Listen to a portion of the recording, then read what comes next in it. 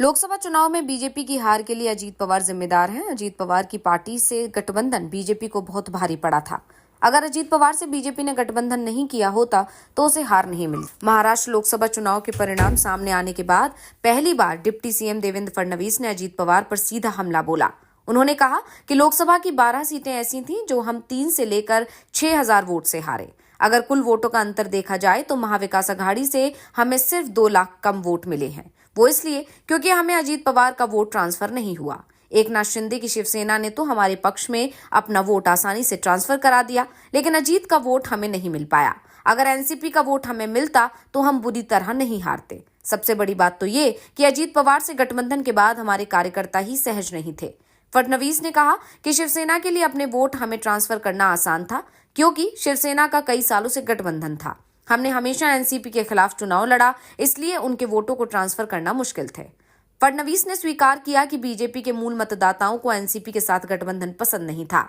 इसके साथ ही उन्होंने ये भी कहा कि शिंदे सेना और अजीत पवार की एनसीपी टूटकर पार्टी बनी और एक तरह से दोनों ही नई पार्टियां थीं। दोनों के लिए ही ये लोकसभा चुनाव मूल रूप से उनके मतदाताओं का आधार तैयार करने के लिए था, इसलिए उनके सामने थोड़ी दिक्कत भी थी। दोनों की तुलना में हमारे लिए आसान था, क्योंकि हमारा मतदाता आधार तय हो चुका है। फडणवीस के बयान से साफ हो गया है कि अजीत पवार के साथ गठबंधन करना बीजेपी के लिए नुकसान का सौदा साबित हुआ है। दरअसल पिछले कुछ दिनों से अजीत पवार के तेवरों को देखकर लग रहा है कि वो पाला बदलने की तैयारी कर रहे हैं।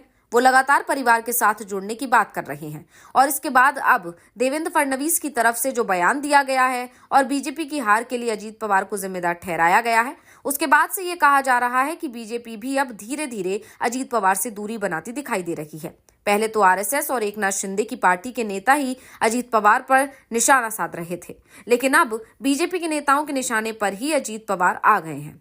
इस बार के लोकसभा चुनाव में महाराष्ट्र की 48 सीटों में से बीजेपी, शिंदे की शिवसेना और अजीत की एनसीपी ने मिलकर 17 सीटें जीते, जिसमें बीजेपी को 9 सीटें मिली, जबकि 2019 के चुनाव में उन्हें 23 सीटें मिली थी। फडणवीस ने कहा कि ये सच है कि बीजेपी का पिछले कुछ आम चुनावों में सबसे खराब प्रदर्शन रहा।